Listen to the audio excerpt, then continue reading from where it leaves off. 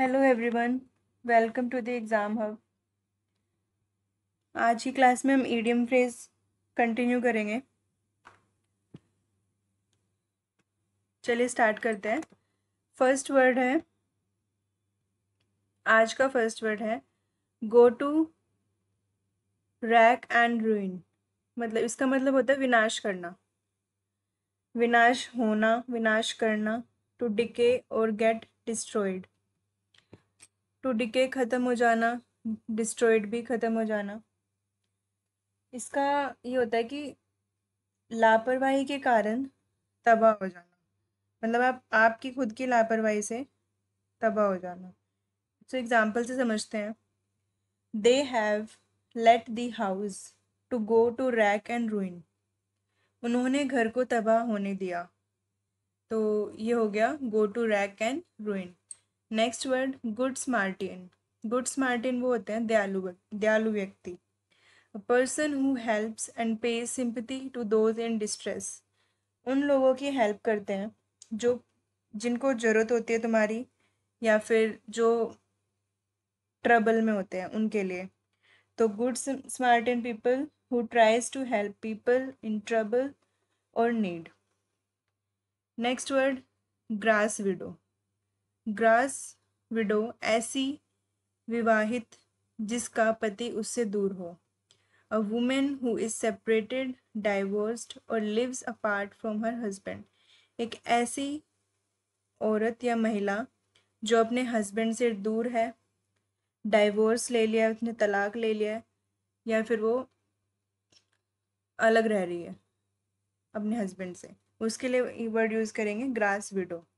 Next grease the palm. रिश्वत देना, to bribe. Grease the palm होता है रिश्वत देना, किसी के पाम को ग्रीस कर देना। पाम मतलब हथेली को, ग्रीस कर देना मतलब होता है कि मक्खन। ग्रीस मतलब पता है ना, ऑयल होता है एक, तो वो लगा देना मतलब होता है कि रिश्वत देना, किसी को तुम रिश्वत दे रहे हो। Next word is green room. A lounge in a theatre or studio for the performance to get ready. अभिनेता का भेष भूसा का कमरा। एक जैसे कोई एक्टर परफॉर्म कर रहा है तो उसके पीछे उसका एक रूम होता है जिसमें वो चेंज कर सके, रेडी हो सके, तो उसको हम बोलते हैं green room. Next word grist to one's mill. Something that can be used for one's advantage. Something that can be used for one's advantage. फ़ायदेमंद, जो चीज़ फ़ायदेमंद होती है उसके लिए यूज़ किया जाता है।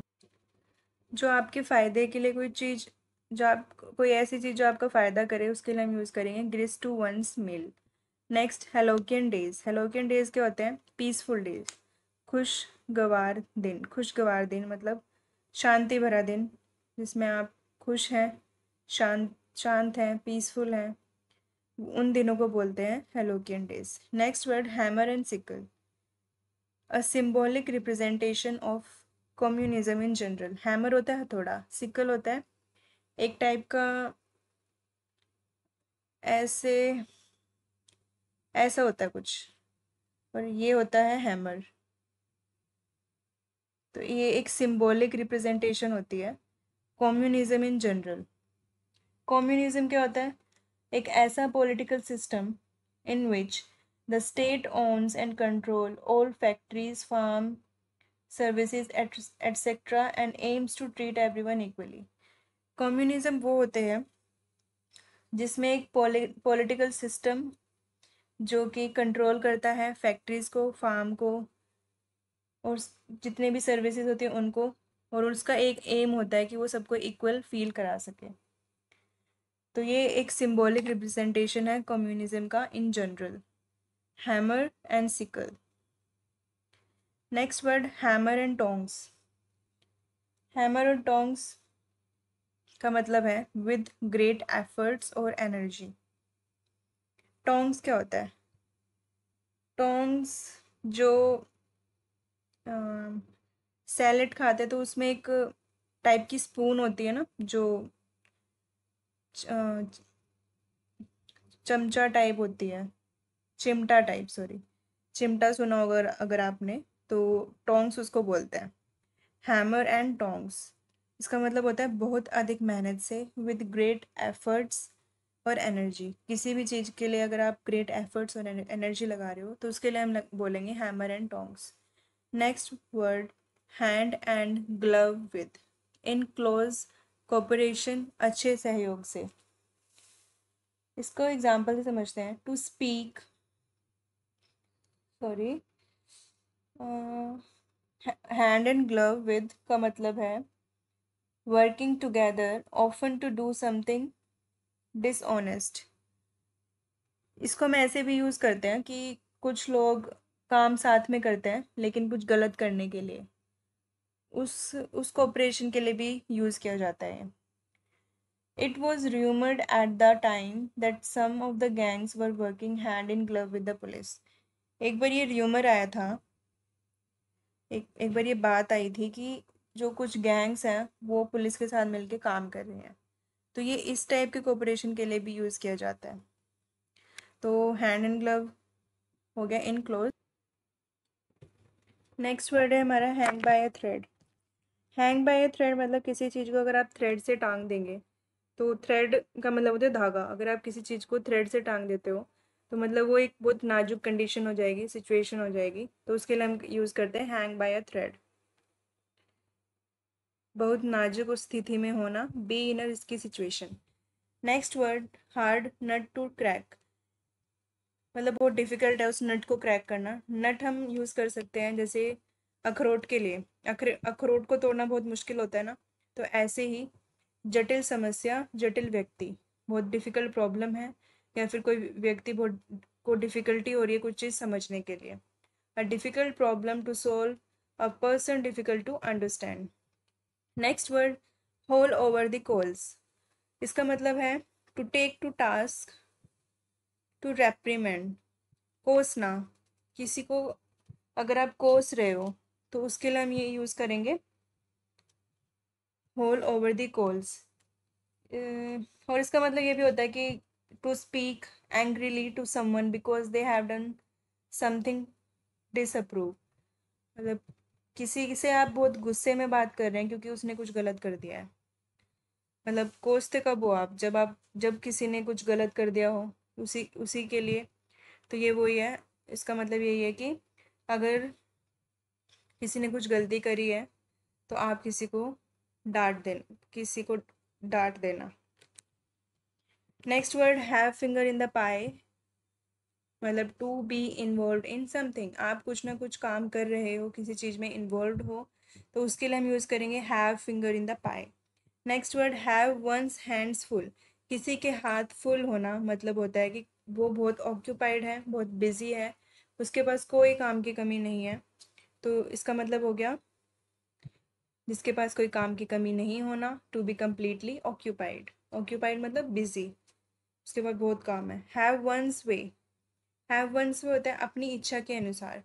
जो व्यक्ति अपने अनुसार कोई काम कर रहा है तो हम उसके लिए बोलेंगे have one's way, the way one wants, ऐसा रास्ता जो वो खुद चाहता है, उसने वो रास्ता खुद से चुना है, तो हैव वंस वे हो गया। Next word, have several irons in the fire, आग में बहुत सारे आयरन्स का होना, मतलब तुम बहुत सारे प्रोजेक्ट्स में इन्वॉल्व हो, एक्टिविटीज़ में इन्वॉल्व हो एक ही टाइम पे, तो उसके लिए हम यूज़ करेंगे have several irons in the fire. Next, henpecked husband होता है जोरू का गुलाम, admirer of one's own wife in a servile manner, अपनी वाइफ का एडमायरर होना, कैसे कि आप जैसे कि आप उसके सर्वेंट हो, आप उसके जोरू के गुलाम हो, इस उस तरीके से एडमायरर होना। Next word, Herculean task. Herculean task वो टास्क होता है जो कि बहुत डिफ़िकल्ट होता है, जिसमें बहुत सारे एफर्ट्स लगते हैं आपके, बहुत कठिन कार्य है, बहुत ही मुश्किल काम के लिए हम यूज़ करेंगे Herculean task. Next word, high and dry. High and dry होता है अकेला, जो जो व्यक्ति अकेला होता है उसके लिए हम यूज़ करेंगे high and dry. Next word is high handed. High handed होता है ओवर बियरिंग। ओवर बियरिंग क्या होता है? ओवर बियरिंग वो होता है जो दूसरों पे अपना रोब जमाता है। मतलब दूसरों पे ऑर्डर चाड़ने को बोलेंगे, ओवर बियर करना। तो हाई हैंडेड हो गया, overbearing. Next word high living. High living मतलब living with comfort and ease, ऐसे आराम, ऐश आराम की ज़िंदगी, कि आपकी बहुत ऐश आराम की ज़िंदगी चल रही है, कंफर्ट हो, बहुत ईज वाली लिविंग चल रही है, तो उसके लिए हम बोलेंगे high living. Next word hit below the belt. To गलत तरीके से प्रहार करना, टू स्ट्राइक अनफेयरली। अगर आप किसी को बिलो द बेल्ट मारते हो तो इसका मतलब यही होता है टू स्ट्राइक अनफेयरली, गलत तरीके से प्रहार करना। Next hit the jackpot. आपने एक जैकपॉट को हिट कर दिया, मतलब आपने बड़ी कामयाबी, आपको बड़ी कामयाबी मिल गई, आपने गेन कर लिया big and great success specially by luck. अगर आप लक के थ्रू, आपका लक इतना अच्छा है कि उससे आपने ग्रेट सक्सेस को अचीव कर लिया है, तो इसके लिए हम यूज़ करेंगे hit the jackpot. Hit the nail on the head मतलब to do the right thing at the right time. आपने सीधा निशाना, सही निशाना लगाया है, तो मतलब आपने सही टाइम पे सही चीज़ करी है, सही समय पर सही बात कार्य को करने के लिए हम यूज़ करेंगे hit the nail on the head. Hobson's choice, कोई विकल्प ना होना, मतलब किसी ने आपको चॉइस दी है और उसके अलावा आपके पास कोई ऑप्शन नहीं है उसके, उसको अपनाने के अलावा, मतलब आपको वो माननी ही पड़ेगी, तो कोई विकल्प ना होना, कोई ऑल्टरनेटिव ना होना, ये हो गया Hobson's choice. Next word hole and corner policy. Hole and corner policy होता है सीक्रेट पॉलिसी, गुप्त नीति के लिए हम यूज़ करते हैं hole and corner policy. Hue and cry. Hue and cry का मतलब होता है any loud public out cry.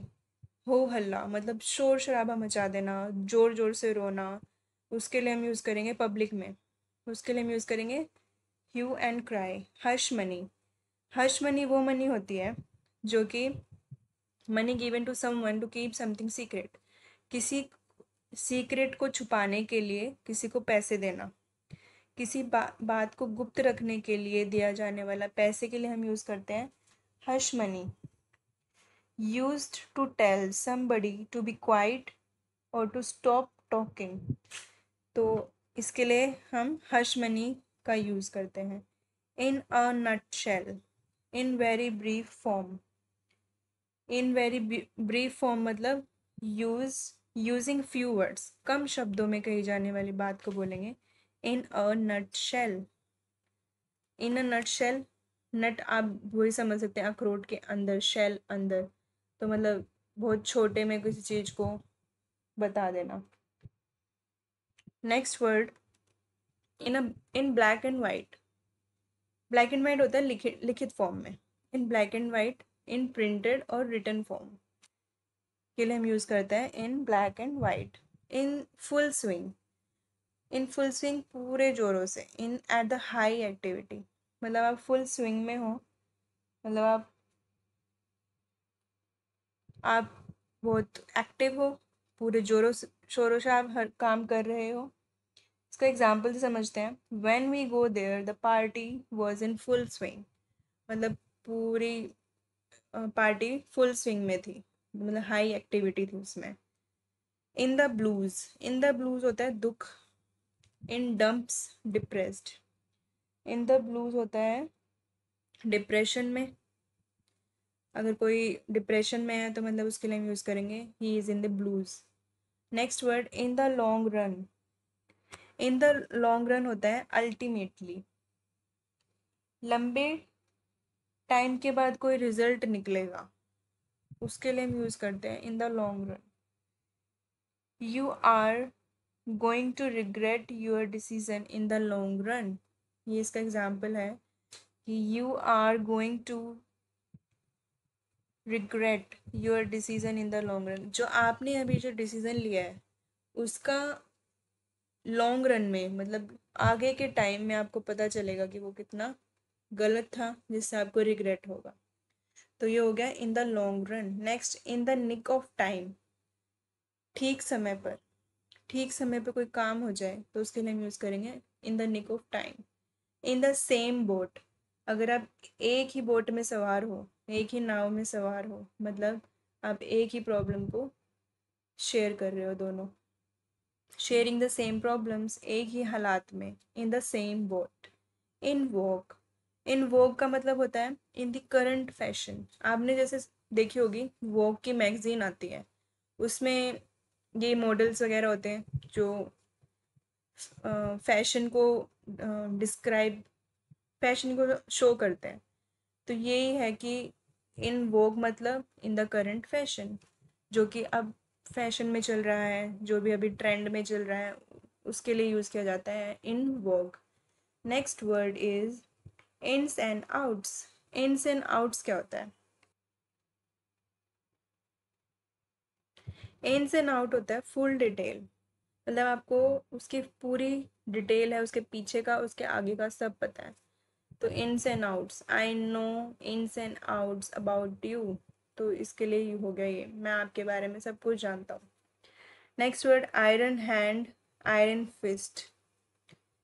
Iron hand and iron fist का मतलब होता है रिगरस कंट्रोल, ऐसा कंट्रोल ही, इसको एग्जाम्पल से समझते हैं। He rules his family with iron hand, मतलब हार्श, वो बहुत हार्श है, स्ट्रिक्ट है। रिग्रेस मतलब होता है हार्श होना किसी के साथ, स्ट्रिक्ट होना। तो वो इसका एग्जांपल क्या बताया मैंने, he rules his family with iron hand, मतलब वो अपनी फैमिली को बहुत स्ट्रिक्ट, बहुत स्ट्रिक्टनेस रखता है वो। Next word itching palm. Itching palm मतलब रिश्वत लेने की आदत होना। किसी को अगर रिश्वत लेने की आदत हो जाती है तो हम उसके लिए यूज़ करते हैं itching palm. Next word itsy bitsy. Itsy bitsy, itsy bitsy होता है वेरी स्मॉल और टाइनी, किसी बहुत छोटी चीज़ के लिए हम यूज़ करते हैं itsy bitsy. Next word jack of all trades and master of none, मतलब एक ऐसा व्यक्ति who knows many different kinds of work, जिसको बहुत सारे कामों के बारे में पता हो लेकिन आता कुछ भी ना हो। मतलब कामों के बारे में पता है लेकिन मास्टर किसी में भी नहीं है। जो आदमी किसी भी काम में निपुण ना हो लेकिन सभी कार्यों को जानकारी रखता हो, किसी भी कार्य में उसको वो निपुण नहीं है, मास्टर नहीं है, लेकिन वो सब कार्यों के बारे में जानकारी ज़रूर रखता है। Next word jail bird. Jail bird वो होता है ऐसा पर्सन जो जेल जा रहा है या जेल जा चुका है, उसके लिए हम यूज़ करते हैं jailbird. Jaundiced eye, to look at something with a prejudiced way.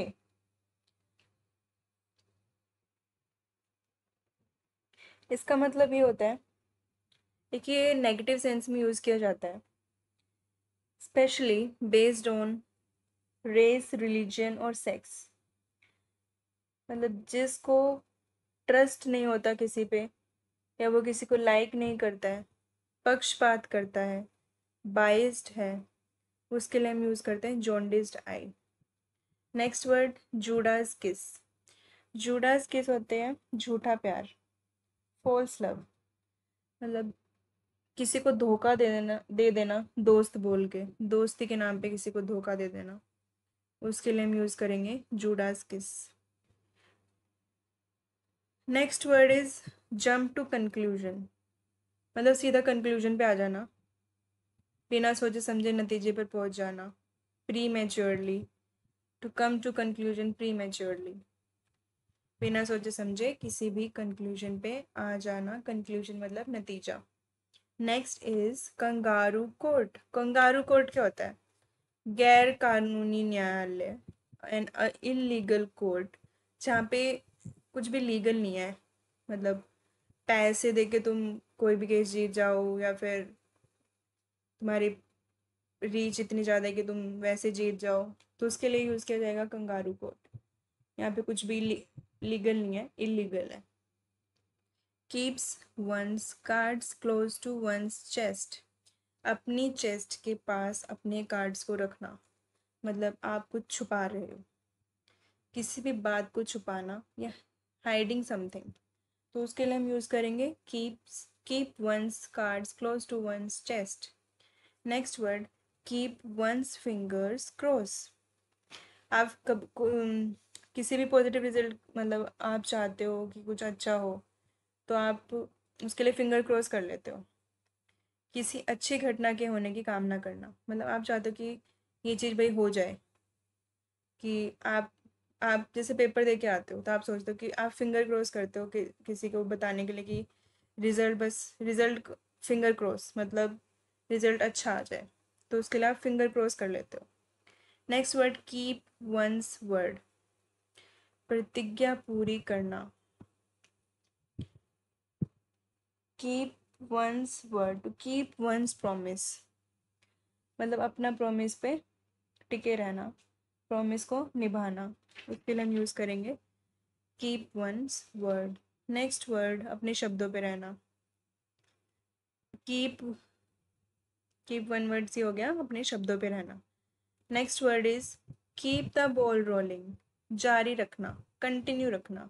To maintain the progress of a project और प्लान, अगर आप किसी प्रोजेक्ट में हो या फिर कुछ प्लान कर रहे हो तो उसको कंटिन्यू रखना, उसको मेंटेन रखना, उसकी प्रोग्रेस को, उसके लिए हम यूज़ करेंगे keep the ball rolling. Next word keep the ball from the door, इसका मतलब होता है टू अवर्ट पॉवर्टी और स्टारवेशन। पॉवर्टी होता है गरीबी, स्टारवेशन होता है भुखमरी।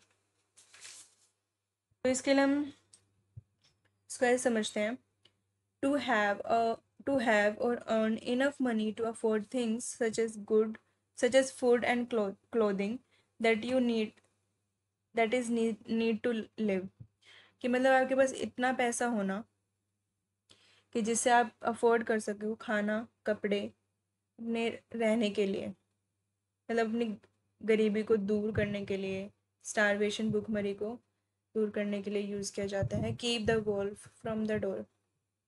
Next word kill two birds with one stone, आपने सुना होगा एक तीर से दो निशाने, ये वही है kill two birds with one stone, एक ही पत्थर से दो पक्षियों को मार देना, एक कार्य करके दो समस्याओं से निपट लेना। Doing two things at the same time well effort is made for one, effort आपने एक के लिए किया लेकिन दो चीज़ कर ली, तो ये हो गया kill two birds with one stone.